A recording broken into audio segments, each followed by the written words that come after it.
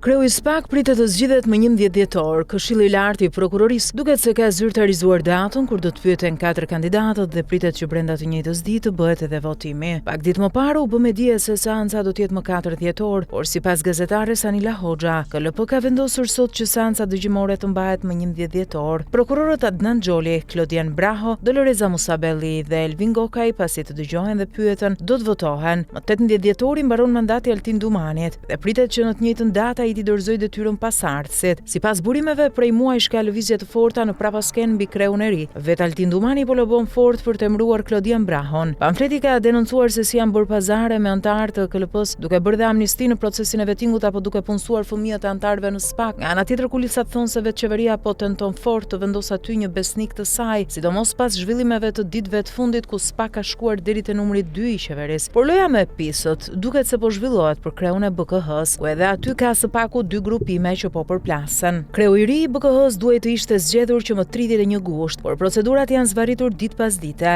Gjatë raportimit në Kuvend, kryetarja e KLP-s Mirela Bogdani tha se drejtuesi i ri do të zgjidhet para datës 10 nëntor, lidhur me procesin e drejtuesit të BKH-s në komunikim me strukturat e prokurorisë së posaçme. Për shkak të verifikimeve disi të zgjatura të aplikimeve për kandidatët, rreth datës 10 nëntor do të finalizohet procesi, tha ajo. Por edhe kjo datë dështoi. SPAK ende nuk ka finalizuar procesin e verifikimit të figurës dhe pasurisë së 7 kandidatëve për kreun e BKH-s. Në fund, komisioni me 3 anëtar, Altin Dumani, Arben Kraja, Behar Dibra, duhet të përzgjedhë një emër dhe t'ia dërgojë KLP-s. Ve Dumani po bën luftë për të vënë aty një besnik të tij, por nuk po merr aprovimin nga 2 anëtarët e tjerë, ku thuhet se ka pasur edhe përplasje me Arben Krajën. Nga ana tjetër, flitet se edhe politika ka futur duart. Organet qeveritare po vonojnë kthimin e përgjigjeve mbi vettingun që po bëhet për 7 kandidatët, ndërkohë që ka ndërhyrje edhe deri në KLP. Pra duket se një lloj episod po bëhet në prapasken dhe nuk është çudi të kemi surpriza tek emrat e 2 organeve kryesore të luftës antikorrupsion.